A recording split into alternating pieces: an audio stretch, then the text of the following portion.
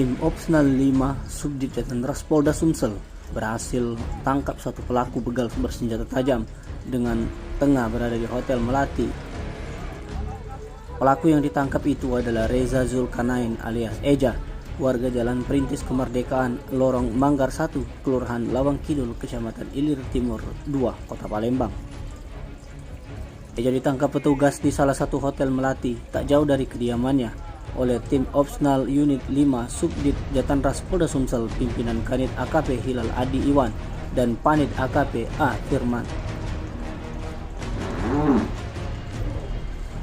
Disebutkan aksi begal sadis terakhirnya dialami oleh Kemas Fahmi, warga Kelurahan Kebun Sayur, Kecamatan Sukarame, Palembang, di mana saat itu korban bersama rekannya tengah melintas di Jalan Angkatan 45, Kelurahan Demang Lebar Daun, Kecamatan Ilir Barat 1, Palembang, tepatnya di depan XL Center Palembang. Eja disebut saat beraksi terbilang garang sebab saat melakukan aksinya begalnya terhadap Kemas Fahmi, tersangka mengancam menggunakan celurit. Alhasil korban yang ketakutan dengan terpaksa harus merelakan kendaraan roda 2, yakni sepeda motor Honda Big Pop warna hitam merah, direbut paksa oleh tersangka.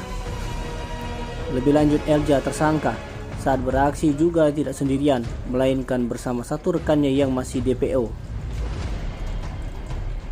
Hilal juga menyebut tersangka Eja bukan kali pertama berurusan dengan polisi.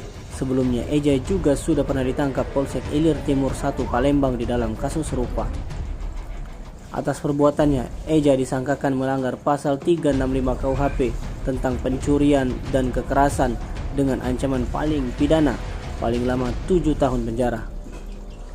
Meski dikenal garang saat beraksi, Eja yang ditangkap di kamar Hotel Melati tampak ciut digiring oleh tim Opsnal 5 Unit 5 Subdit Jatendras Polda Sumsel dalam kondisi tangan terborgol ke belakang. Di hadapan polisi, Eja mengaku nekat melakukan aksi begal dengan menggunakan celurit lantaran hidup dan himpitan ekonomi, di mana motor Big Pop milik korban Kemas Fahmi dijual seharga 2 juta rupiah. Tim Liputan Sumsel TV melaporkan.